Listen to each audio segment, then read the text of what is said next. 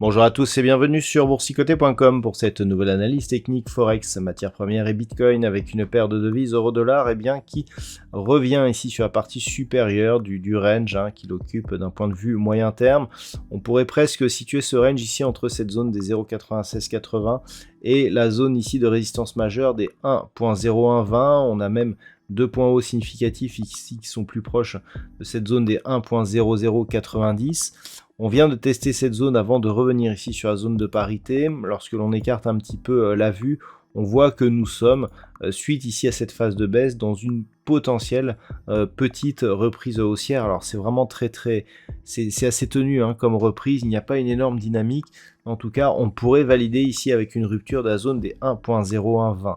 On a un affaiblissement du dollar depuis quelques jours. Le dollar index est redescendu de ses plus hauts qu'il avait touché il y a quelques jours, ce qui aide un petit peu cette paire de devises euro-dollar à reprendre un petit peu de la hauteur. On a aussi une pression qui commence à se réduire sur l'évolution des taux de la Banque fédérale américaine.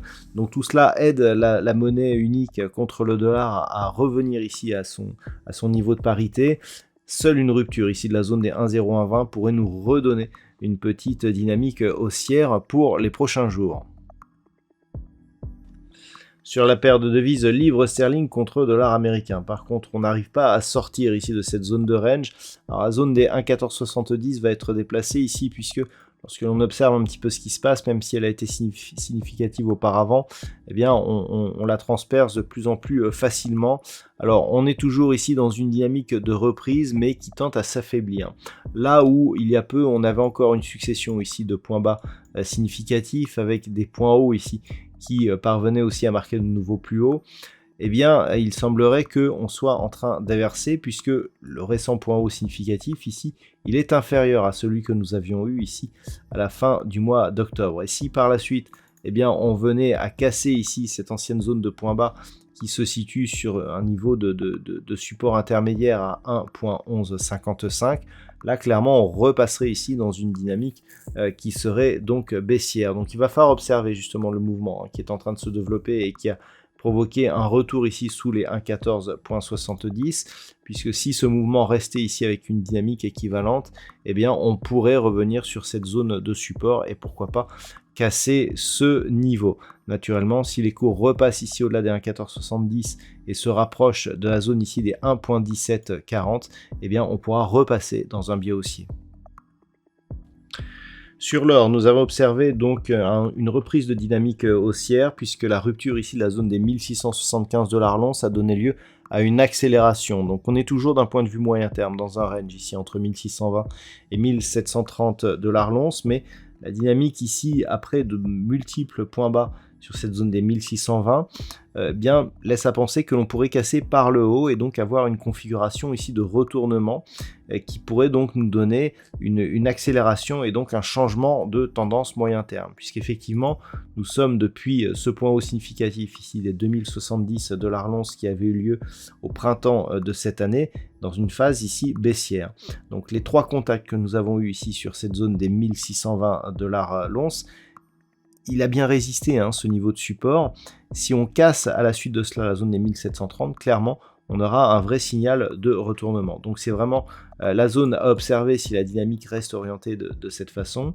Par contre, sous 1675, on viendrait invalider ce scénario de reprise haussière. Sur le WTI, là où on voyait les cours du pétrole revenir à proximité de la zone ici des 93,50 $ le baril. Hier, on observait ici ce qui se passait autour des 88. on continue à descendre et donc on se rapproche de la zone des 84 $ le baril. Donc on valide ici eh bien, je dirais l'orientation totalement neutralisée, hein, donc depuis que nous avons ici ces oscillations. Donc je rappelle les limites de ce range moyen terme, hein, donc 93,50, 75, donc c'est un range relativement large, hein, c'est vraiment du moyen terme. Zone ici centrale eh bien, à 84 $ le baril. On est toujours ici entre ces deux zones, hein. On vient ici chercher sur un double contact la zone des 93,50, on redescend. Si on casse la zone des 84, eh bien, on pourrait aller rechercher ici des contacts éventuellement, donc d'un point de vue moyen terme, toujours autour de cette zone des 75, avec un niveau intermédiaire ici à 80 $ le baril. Et puis enfin, si j'ose dire, puisque ça fait depuis ce contact ici, donc que nous avions eu au mois c'était en juin-juillet, hein, ouais, c'était le 30 juin, que je vous indique que en cas de rupture donc prolongée de cette zone des 20 000, eh bien, on avait un objectif entre 13 500 et 15 000 $ pour un Bitcoin. Alors, on n'y est pas encore. Mais on est en train ici de se diriger vers cette zone d'objectif. Après avoir connu donc quelques tentatives de rebond, je vous indiquais que ces rebonds eh bien, étaient toujours de plus en plus faibles.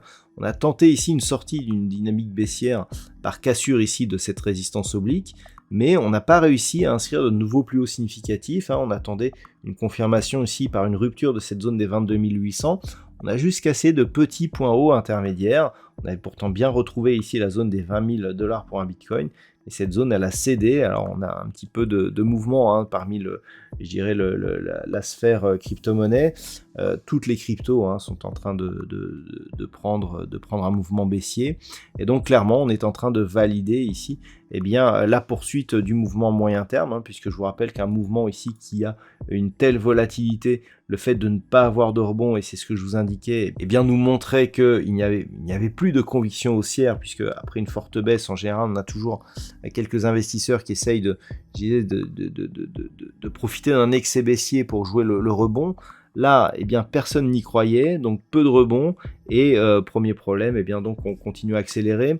Donc avant d'arriver à la zone objectif, eh bien, on a quelques niveaux intermédiaires, notamment celui des 16 400 $ pour un Bitcoin.